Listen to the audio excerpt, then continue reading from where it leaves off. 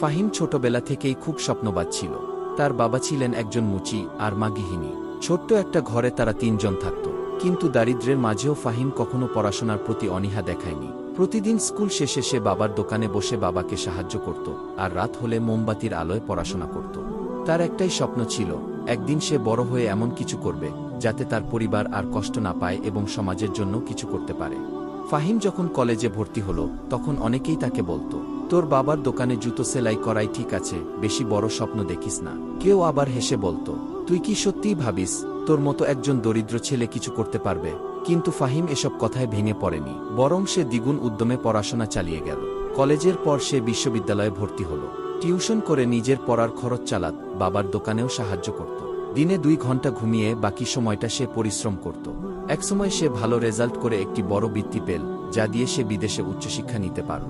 কয়েক বছর পর সে দেশে ফিরে এল একজন সফল ইঞ্জিনিয়ার হিসেবে। যে মানুষগুলো একসময় ফাহিমকে উপহাস করত, তারাই এখন ফাহিমের প্রশংসা করতে লাগল।